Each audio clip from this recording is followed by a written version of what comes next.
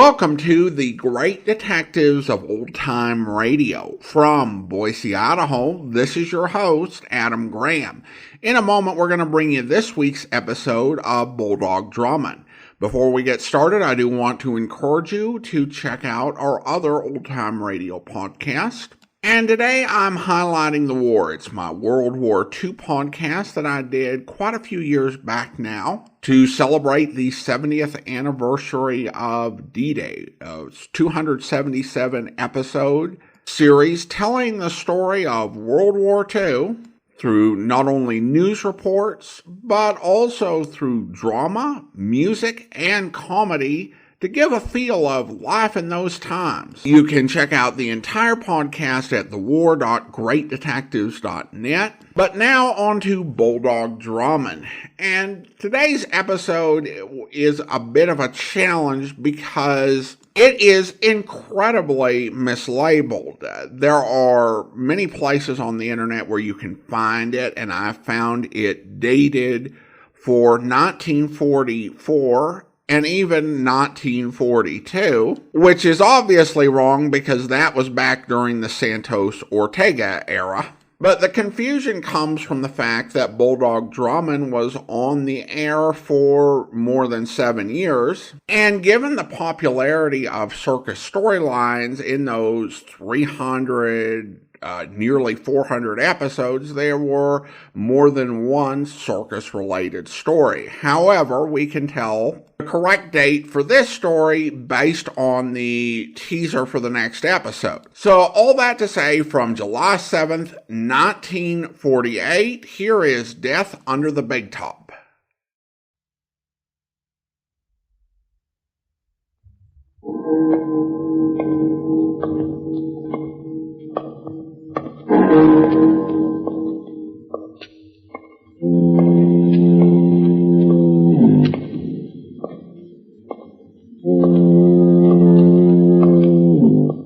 Out of the fog, out of the night, and into his American adventures comes Bulldog Drummond.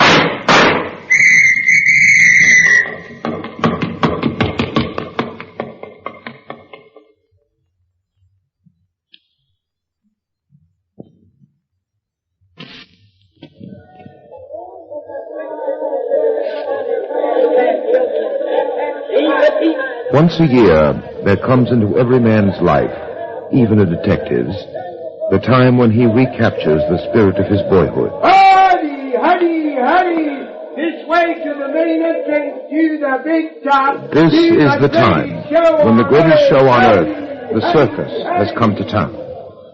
In the magic wonderland of a sawdust earth and a canvas sky, the years roll back to the springtime of life. And thus it was that Denny and I were on the midway, headed for the big top. We came to the circus in our yearly search for the thrills of lost youth. But we found murder. Captain Drummond, just a moment, please. What now, Denny? That popcorn stand over there. We still have ample time for the main show. Again. Denny, you're worse than a child. 3 hot dogs, 2 ice cream cones, 4 bags of peanuts. Only 2 bags for myself, sir. I shared them with the elephants. Very well, 2 bags of peanuts. And now popcorn. Denny, you'll get sick just like a child who overeats during his day at the circus. Oh, good, sir. Then I'll feel like a child again. Oh, well, what's the use? Very well, popcorn it'll be. Now, really, sir. Oh, I say. I'm sorry. Well, young lady, I suggest that you watch where you're going. You nearly knocked me I'm sorry. Apparently, this is your pocketbook. Yes, thank you. You're welcome. Come along, Denny. Just a minute, please. Yes? Would you do me a favor? What? A very special favor. It's terribly important. Why do you keep looking around? Please don't ask me questions now. Just put your arms around me quickly. What? Now, look here, young Put lady. your arms around me. He's coming this way. Please, please. All right. Like this? Yes. Really, sir. Hold me closer. Here he comes. Closer? Yes, please. You mustn't see me. Like this? Yes. Be careful, sir. She You might... can trust me, honestly. It'll only be for a moment. Frankly, it's a rather pleasant moment. Captain Drummond, to say the least, this is quite unusual. To say the least, it is, Denny. It is. Am I holding you too tightly, Miss, No. I didn't get your name. Please, you mustn't ask me questions. I warn you, sir, she's up to something. He's gone. You can let me go now. Oh, I'm sorry. I'm afraid I was carried away with my work. I don't know how to thank you. Perhaps I could pay you for your trouble. Oh, no, thank you. The pleasure was mine. You've been very kind. Goodbye. Oh, she's running off, sir. Quick, we must follow her. No, just a minute, But, Denny. sir, she may have... She may have what? Well, I don't know, but a young lady just doesn't ask a stranger to embrace her unless she's up to something. Or in trouble, which is apparently the case in which Miss X has found herself. Oh, and now she's disappeared into the crowd and we know nothing about her. Perhaps we can find out something. How? By looking for the needle in the haystack? No, Denny, by looking for the man who pursued Miss X through the crowd here. And where do you expect to find him? About 20 feet from the spot where we're standing. What? Come along. He's right over there, still looking for Miss X. There, you see, that circus attendant? He's the one. How do you know, sir? Because our young lady in distress fairly shuddered in my arms when he passed by. Now, I'll do the talking, Denny. Yes, sir. Pardon me? Yeah? Are you looking for someone? What's it to you? I can help you. Go on, beat it. You're looking for a young lady. I'd say she's about 25, blonde, very attractive. Say, how do you know? Knowing things is my business. Where is she? Why? Because it's important. To whom? Now listen, I gotta find her and find her quick, so come on, give. As soon as you tell me why you're finding her is so important. Because, Nosy, that dame is Marion Morris of the Flying Morrises. The star trapeze act in this circus. The act goes on in 15 minutes and we've been trying to find her. Now tell me, where is she? I don't know. What? Say, Bud, what are you giving me? The last time I saw the young lady, she was headed for the big tent. Get out of my way. I gotta find that dame before I lose my job. So, our mysterious Miss X is Marion Morris, Denny. Of the Flying Morrises. And she certainly had us up in the air. Quite. But now that we're down to earth again, we're going to look her up. Good. Frankly, sir, I'm curious as to why she was hiding from that man. And, Denny, I am especially curious as to this. Why, sir, it's a gun. Where did you get it? While I was doing Marion Morris the favor of embracing her, she slipped this revolver into my topcoat pocket.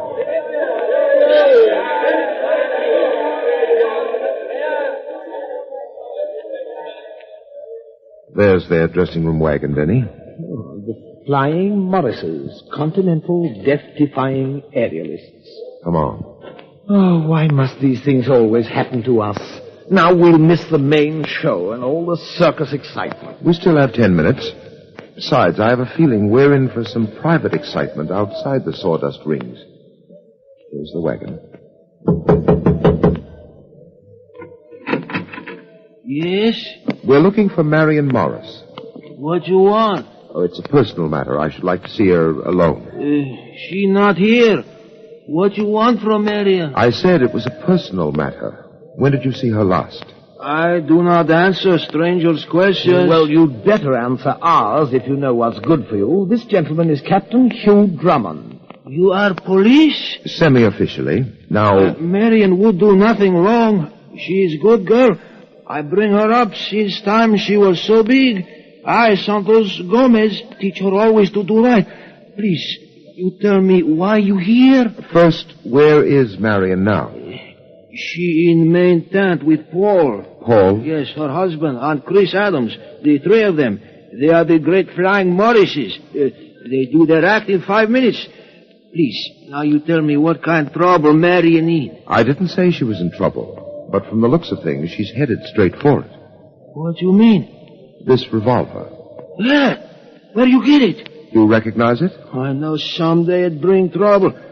Gun bring only disaster.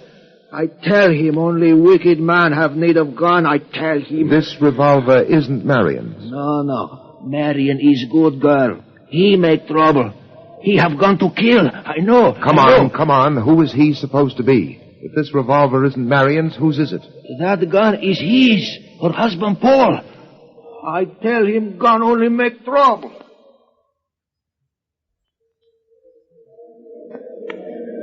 Here. Give me your hand, Marion. I'll help you up. Come on.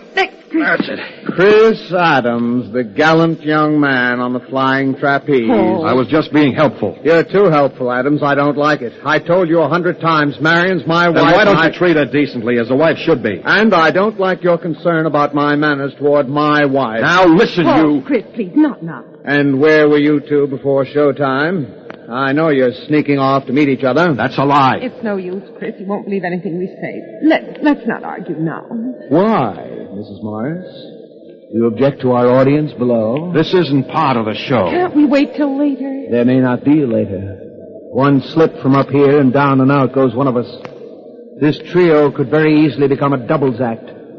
I suppose that's occurred to you two many times, how simple it would be to get rid of me. Oh, stop it. Very well. Some fool once said the show must go on. But I've often wondered why. Ladies and gentlemen, your attention, please.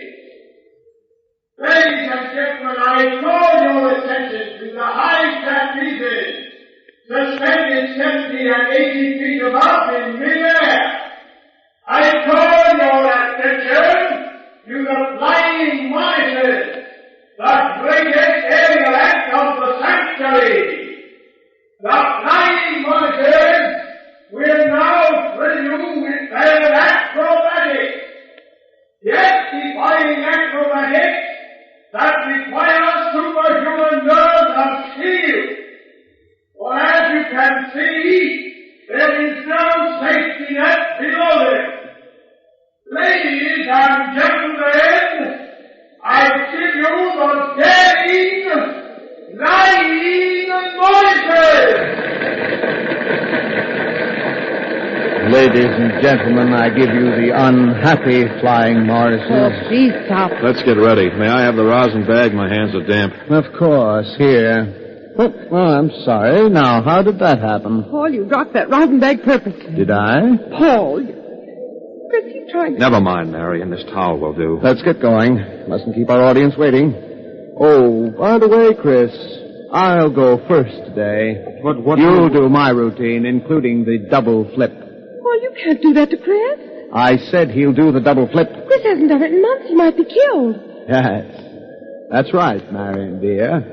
If Chris does that double flip in my place, he might be killed. Paul, you can't do a thing like that. Well, here I go. So long, and good luck, Chris. Chris, Don't worry, Marion. I can handle it. I don't know what's got into him. This is my last day with the act. It's better that way. He'll be back in a few seconds. It's my turn now. Careful. I'll be okay. Here he comes. All right, Chris, get into your act. Here goes nothing. True words were never spoken. Paul, you're trying to have Chris kill himself. Really, Marion, such Oh, concern. please, you must believe it. There's nothing between Chris and me. Of course. And you love me, don't you? Don't you love me? How could I? There's your precious Chris. Now let's see how he comes out on the double flip. He made it! He made it! Yes, he made it. Well, now we can have that little talk later after all. I'll get up to the next platform. Give Chris my congratulations. Oh, well, I did it. Thank goodness. Ready for your swing? Yes. Ready down there? Ready! There he goes. Now get set. I'm set. Marion, wait! Look! Help! Help! Paul! Help! His trapeze is He's broken! touching Chris. He can't hold on. Paul!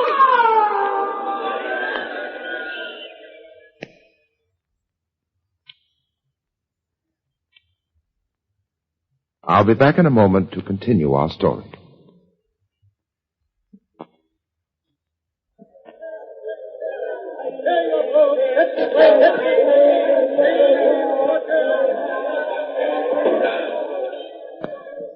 The greatest show on earth unfolds a drama packed with thrills and excitement. But on a trapeze platform 70 feet above the sawdust rings, a private drama went on. The result, a man is killed.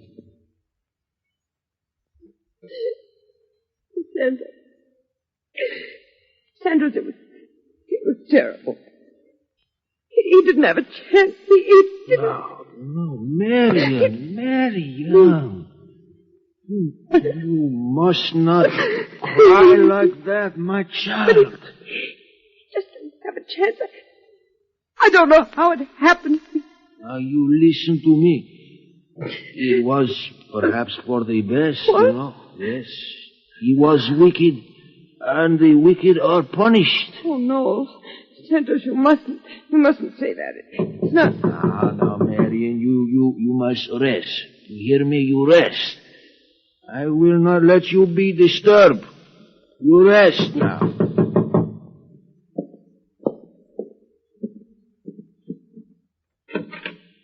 Yes? I should like to speak to Mrs. Morris. I will not let her be disturbed.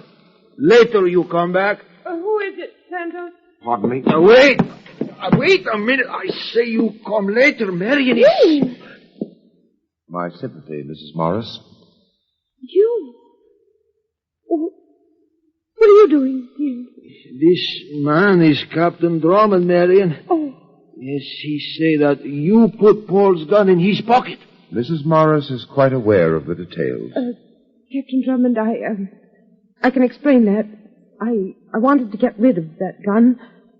I was afraid that my husband would...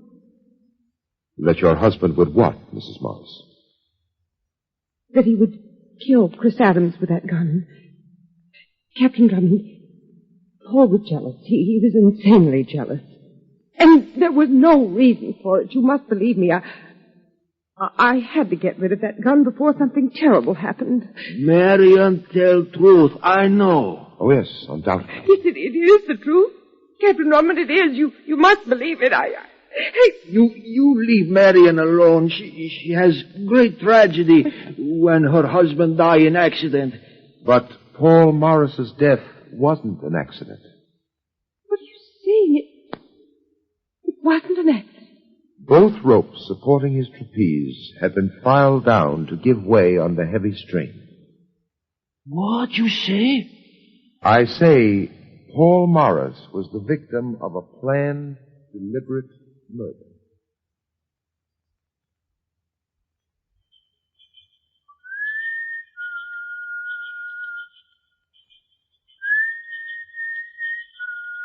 Over here, Denny. Over here. No sign of Chris Adams anywhere, sir. I searched the entire circus area. What about you? No luck either. I've been spotting his dressing wagon over there for the past hour. He hasn't shown up. Denny, it's about time we had a look into that tent. Come on, we're through waiting. Well, in the vernacular, sir, Adams has taken it on the leg of mutton. On the lamb, Denny. Well, whatever it is, sir, he's gone. There's no doubt in my mind that he's the murderer. He's the one who filed those trapeze ropes. That's a valid possibility. Possibility? It's a certainty, sir. The motive is well established. He hated Paul Morris. So did Santos. And don't forget that Santos was in charge of packing and setting up the axe equipment. As a matter of fact, Denny, Mrs. Morris doesn't escape my suspicion either. But neither Santos nor Mrs. Morris ran away. That much is in their favor. Yes, that and nothing more. All right, come on in. We'll see what this dressing room has to offer. Pull on that light over there. I say, sir, what if Adam should return and find us here? But, Denny, you're the one who's convinced he's flown the coop. Yes, but, you know, sir, just in case. Then his presence will be most welcome. In the meantime, let's have a look around. See what you can find in that trunk over there. I'll look into this one. Yes, sir. Yeah, nothing in here, sir. Nothing but his circus attire. There's a valise over there near the dressing table. Check on that. Well, What is it, sir? come here, Denny. Look at this. Captain Drummond. Is this what the well-equipped aerialist carries about? A carpenter's file. Well-equipped murderer is more like it. I told you all along, sir. Adams is the murderer. There's Exhibit A. So it seems. Don't move. You're both covered. Why, sir, I said don't move. It's the circus attendant who pursued Mrs. Morris through the crowd this evening. So it is. You know, Denny, we've quite forgotten to take this gentleman into consideration. All right, cut the jabber, you two. What are you doing here? We might ask you the same question. Yeah, you might. Only me and this shooter asking the questions. Hey, what's that you got in your hands? As if the gentleman didn't know, Denny. Cut the act. What is it? A carpenter's file. And a murder weapon. Murder weapon? The gentleman appears genuinely surprised. Come on, give. If you insist, this file was evidently used in bringing about the death of Paul Morris this evening. And you found it here in Adam's tent? That's the general idea. Hey, what are you two doing mixed up in this business? The name is Drummond. I specialize in this type of business. Your name's what? Captain Drummond. And I'm Denny. Well, why didn't you say so? You didn't ask. Does it make any difference? Oh, it doesn't make any difference. I'm tailing this guy Adams myself for the Acme Insurance Company. Name's Al Monahan. You're a detective? Yeah. This guy Adams had a trapeze act with a dame in another show last year. The dame's a nice kid named Evelyn Roberts. So one night Evelyn takes a 60-foot dive and she's out of this world. To the cops, everything looks legit. And Adams collects the insurance on the act. But Acme don't like the way the case smells, so they retain me to bloodhound Adams, which I do. So Adams ties up with the Morrises I told you, sir. Adams was the killer. Go on, Monahan. So he ties up with the Morrises. The way I see it, he makes a play for the dame, which ain't hard on account of she ain't so hot for a ball and chain anyway. So Adams is in solid. Morris takes a nosedive thanks to Adams. The dame knows from nothing, and Adams works her for a grab of the insurance dough. Well, aren't you going to tell Mrs. Morris? You crazy. The dame's in love with the guy. She might even give him the tip-off. No, I just sit and wait for Adams. I say, imagine that, sir. He expects to capture a killer just by sitting and waiting. Sure, it's easy. I keep an open eye on the dame. Now she's the cheese in my trap. Adams is hungry for that insurance dough, and when she gets it, the rat comes out of his hole for the nibble, and Monahan's got him.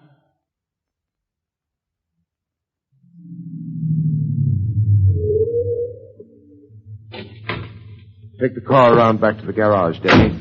I'll go up to the apartment a while. Yes, sir.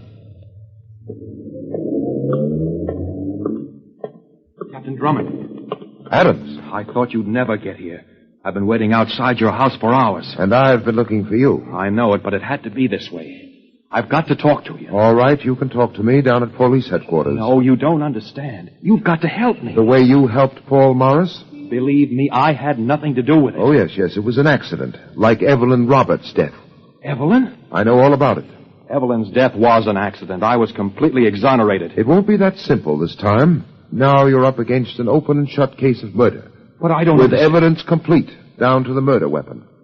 The carpenter's file found in your trunk. But that's impossible. Don't you see? That murder wasn't planned for Paul Morris. What? Paul made me switch parts with him tonight. He was doing my routine. I perform on the upper trapeze. That murder was planned for me.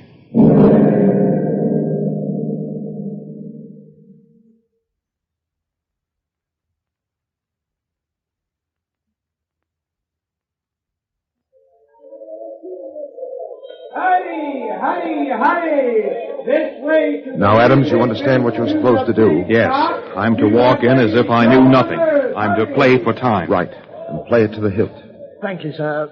I don't understand all this, letting Mr. Adams walk into a trap, probably to certain death. He'll be protected. May I ask how? You'll see, Denny. Oh, really, sir? It's as if you didn't trust me. Why, Denny. Well, it's true. And that telegram you received this morning, you were secretive about that, too. Denny, you'll learn everything in due time, if things work out to my expectations. Please, sir, do you mind giving Mr. Adams and me just a slight idea of what you expect to happen? I'm borrowing from the detective Monahan. But it's obvious now that Monahan's conclusions were wrong. Oh, it's not his conclusions. It's his method of trapping the killer that appeals to me. I think it'll work out. At any rate, we'll soon find out. Here's Marion Morris's dressing wagon. Adams, you go first. All right. Yes, come in. Chris! Hello, Marion. Chris, where have you been? Oh, Captain Drummond. We came along. I've some news for you. You found my husband's murderer. I knew Chris didn't do it. I knew it. Where is Santos? Oh, no. It isn't Santos. He wouldn't. I suggest that you answer Captain Drummond's question. Where is he? Why, he's packing our equipment away. Shall I get him, sir? In a moment, Oh, Denny. Santos didn't do it. Please believe me. He wouldn't. Then perhaps you, Mrs. Morris. Mm-hmm. Kill my husband? There, sir. We've got her dead to rights. She's lying. Marion, you knew that I was to use the upper trapeze. That your husband switched routines at the last minute. Which routine? Yes, and you knew it. Stop acting, Mrs. Morris. Paul switched routines with Chris. Yes. Yes, that's right. Paul did switch routines with Chris. Marion, you wanted to kill me. No, Chris, no, What? Captain Drummond, what was that? My expectations. Come on, Denny. You two wait here. Captain Drummond, I have him. Why, sir, it's Santos and Monaghan. Good work, Santos. Drummond, I should have knocked you off last night. Why, then, sir, it was Monaghan all the time. He tried to kill, like you say, Captain Drummond. I stop him in time. I grab gun, the shot, it go into the air. You can let him go now, Santos. I have him covered. But, sir, whom was he shooting at? Chris Adams. Yeah, and I would have gotten him if you... By the way, Monaghan, your sleuth act went well. I believed you up to a point. Then he isn't a private detective after all. No, Denny. That telegram I received this morning, the one about which you were so curious, came from the Acme Insurance Company in answer to an inquiry of mine. They had no detective trailing Adams, not even one named Monaghan. Well, then who is he? Roberts. That's who I am, Al Roberts. Robert? Evelyn Roberts. Chris Adams' former partner, the one who fell to her death. The one they murdered, my sister.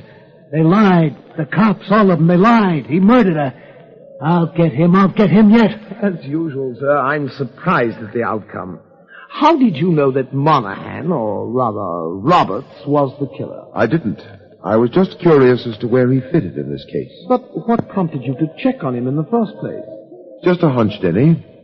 And also his philosophy of sitting and waiting for a killer. What do you mean, sir? A good detective just doesn't sit and wait for things to happen. Oh, on the contrary, sir, I consider you the finest of detectives. Thank you, Denny. And I was about to suggest, after we deliver Roberts here to the police, that you join me in some sitting and waiting. Denny, what are you talking about? The big top over there, sir. I suggest that we sit down peacefully in the stands in the big top and quietly wait for the circus to begin.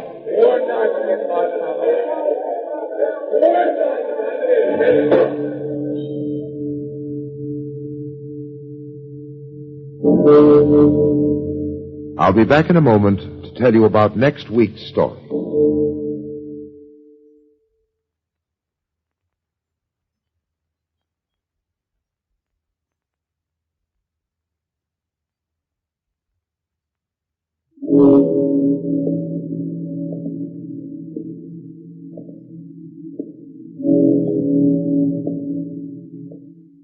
Mysterious phone call arouses my curiosity. And so Denny and I are off on a strange story that begins with a stabbing and ends in murder. I call this story The Deadly Stand-In. Be sure to listen, won't you?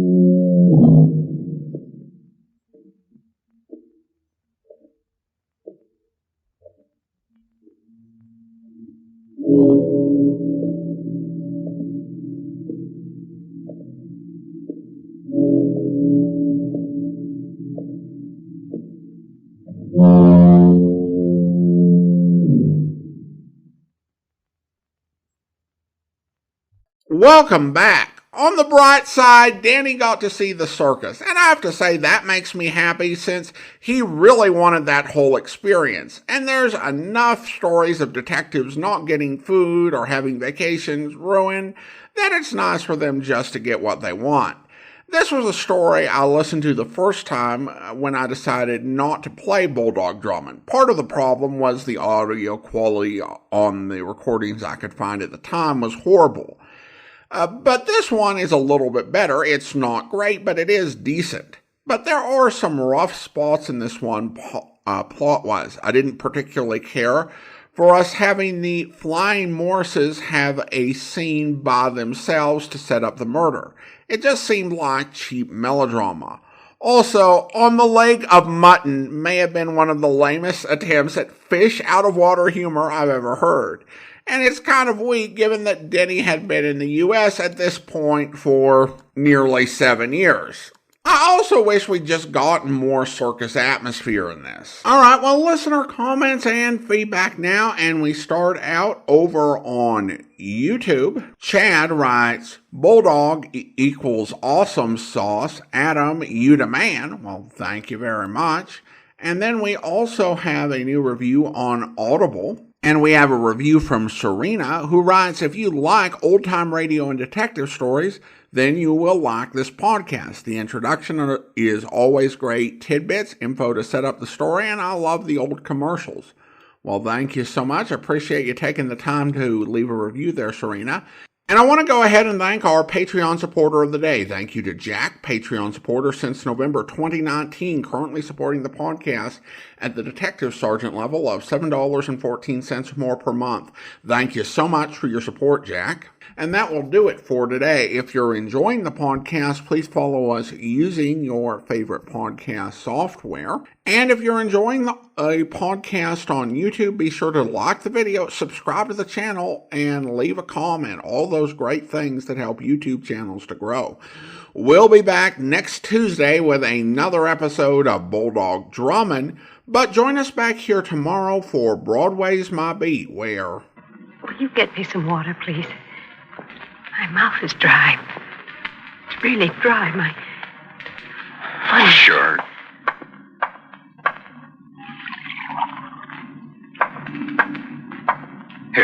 Here's your water. Hey, what's wrong? Are you all right? No, you're not all right, are you? Hi, Denny. You don't mind my busting in? Of course you don't mind. Get out of here, Jimmy. I got nothing for you. The hands out in the press room are very stale, very one-day-old, Danny. From you, I want something fresh, something a shock, something a headline. Like, why don't you introduce me to this charming lady? I told you to get out, Jimmy. Get on your hind legs and beg for news from somebody else. Lady, Danny. Maybe the lady will be kinder. How do you do, lady? I'm Jimmy Ames, a reporter for... Well, the lady's dead, isn't she, Danny? Yeah.